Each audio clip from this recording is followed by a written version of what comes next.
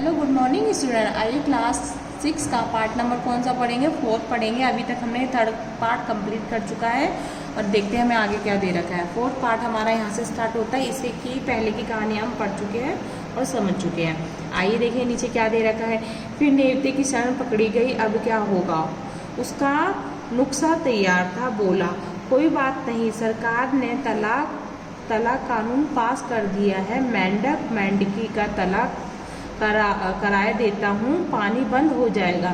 जब कहानी शुरू हुई थी तो उस नेवते ने शुरुआत की थी मेंढक और मेंढकी की शादी करवाने की, तो जिसके कारण क्या हो गई थी, बारिश हो गई थी। तो नेवते ने पहले ही उसका क्या निकाल रखा था, उसका नुस्खा निकाल रखा था। उसने कहा कि सरकार ने तलाक कानून भी पास कर दिया है, तो हम क्या करेंगे जिसके कारण पानी बंद हो जाए, तो हम क्या करेंगे? इसमें कहा गया है पानी बंद हो जाएगा, तलाक कराने से क्या हो जाएगा? पानी बंद हो जाएगा। पर मेंढकों का वह जोड़ा कहाँ मिलेगा? लोगों ने कहा चलो ठीक है हम तलाक करवा देंगे, पर मेंढकों का वह जोड़ा कहाँ मिलेगा? लोगों ने प्रश्न किया। किससे किया? नेवते से किया।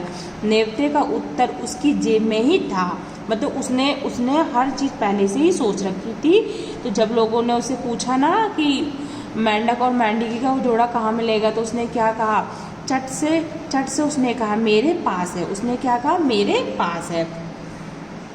कहाँ से आया? लोगों ने पूछा फिर से, कहाँ से आया? कैसे? प्रश्न हुआ, मतलब लोगों ने कहा कहाँ से आया, फिर यही कैसे हुआ और प्रश्न कहाँ से आया, ऐसी ही बात शुरू हुई। उत्तर था मेंढक के पिता के घर से दोनों को ले आया था। नेवते ने क्या कहा कि मैं किसके घर से ले आया हूँ? मेंढक के जो पिता थे, मैं उनके घर से मेंढक और मेंढकों को ले आया हूँ। जानता था कि शायद अटक ना जाए। क्या कहा इसमें? जानता था कि शायद अटक ना जाए।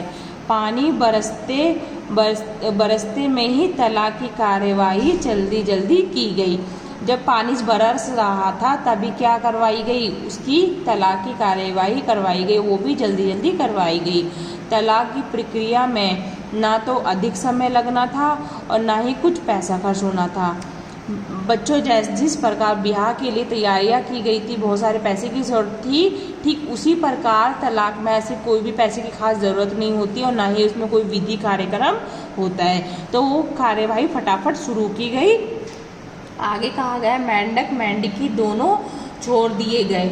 उनका जब तलाक हो गया तो मेंढक को और मेंढकी को छोड़ दिया और दोनों उछलकर इधर उधर हो गए। मतलब दोनों को छोड़ दिया तो एक मेंढक उछल के उधर चला गया और एक मेंढकी उछल के इधर चली गई। परंतु पानी का बरसना बंद ना हुआ। सब कुछ करने के बाद, मतलब कि तलाक करवाने के बाद भी पानी का बरसना बंद नहीं हुआ। बाढ़ पर बाढ़ और जनता के कष्टों का समापन नहीं हो पा रहा था। इसमें कहा गया है कि बारिश तो बंद ही नहीं हो रही थी, बंद होने का नाम ही नहीं ले रही थी और तरह तरह हर जगह क्या हो रही थी, बाढ़ का प्रक्रिया दिन पर दिन बढ़ती जा रही थी। जनता के सामने क्या खड़े होने लगी?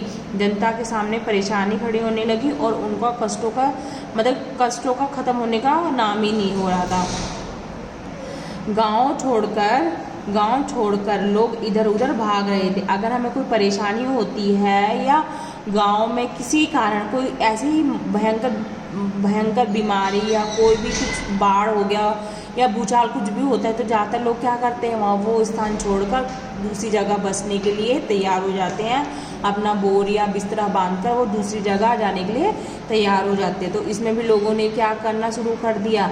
उस गांव में इतनी बारिश हुई कि लोगों के दिमाग में क्या बात हुई कि हम ये गांव छोड़ देंगे, अब दूसरी जगह अपना बसेरा करेंगे, वहाँ दूसरी जगह हम रहना शुरू कर देंगे।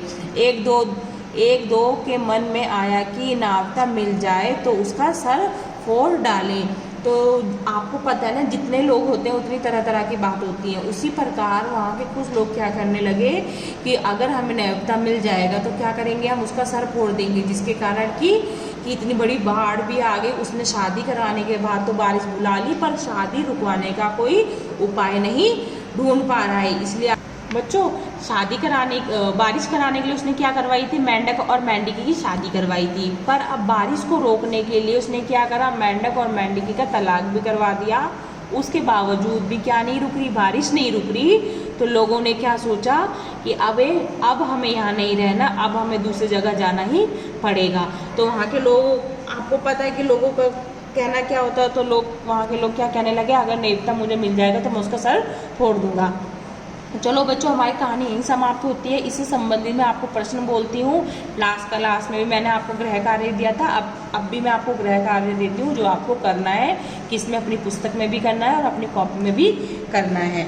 आइए देखते हैं बच्चों, आपको क्वेश्चन नंबर 4 का पार्ट नंबर कौन सा करना है, डी करना है, डी पार्ट नंबर करना है। और इससे आगे क्वेश्चन नंबर आपको पार्ट नंबर 4 भी करना है। और क्वेश्चन नंबर 5 है आपका सही कथन पे टिक, मतलब सही कथन पे टिक तथा गलत कथन पे क्रॉस का निशान लगाना है। अगर आपने कहानी पढ़ी है, उसमें ये लाइनें दिए गई हैं, अगर वो सही होगी तो उसके आगे आप सही का निशान लगाओगे, और अगर वो लाइन गलत होगी तो उसके आगे आप क्या करोगे, गलत का निशान लगाओगे।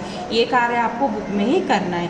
क्वेश्चन नंबर 6 है आपका सही मिलान कीजिए। आपको इसको क्या करना है, मिलान करना है। जैसे कि आदमी को क्या बोलते हैं, पुरुष भी बोलते हैं हम, तो इसको किससे मिलाएंगे, इससे मिलाएंगे। तो ये भी आपको बुक में करना है। आपको क्वेश्चन नंबर आपका है 7, निम्नलिखित शब्दों के 3 पर्यायवाची शब्द लिखो। आपको पता है ना पानी को किस किस नाम से बोलते हैं, जैसे नीर हो गया, जल हो गया, उसी प्रकार आपको पानी के 3 शब्द और लिखने। इसी प्रकार नीचे कुछ और वाक्य दिए गए, उसके भी आपको 3 पर्यायवाची शब्द लिखने हैं। उसके बाद आपका क्वेश्चन नंबर है 8, जिसमें क्या दिया गया रखा है, मैं पढ़ती हूँ। निम्नलिखित के विलोम शब्द लिखो। इसमें आपको जिसे कहते नहीं है सही का उल्टा करते हैं, तो उसी प्रकार विलोम शब्द भी होते हैं। जैसे इसमें क्या है, आशा, आशा का क्या होगा बच्चों, निराशा। इसी प्रकार आपको और क्वेश्चन दे रखे हैं, वो भी आपको किस में करने हैं, बुक में ही करने हैं। आइए इससे आगे का नेक्स्ट क्वेश्चन देखते हैं। क्वेश्चन नंबर है 9, जिसमें लिखा है निम्नलिखित शब्दों का प्रयोग करके वाक्य बनाओ। इसमें देखो कुछ शब्द दे रखे हैं, तो हमें उसका क्या करना है, शब्द बनाना। उसको शब्द दे रखा, उसको हमें किस में करना है, कन्वर्ट हमें वाक्य में करना है। जैसे व्याकुल है, तो जैसे हम कह सकते हैं कि वो बच्चा बहुत व्याकुल हो रहा है, अपनी मम्मी के लिए बहुत व्याकुल हो रहा है। इसी प्रकार आपको इन शब्दों का वाक्य बनाना है।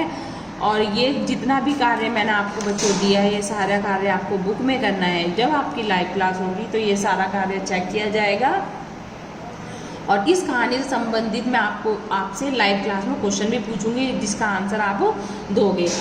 ठीक है बच्चों, आज का चैप्टर हमारा यही कंप्लीट होता है। इस नेक्स्ट क्लास में हम न्यू चैप्टर स्टार्ट करेंगे।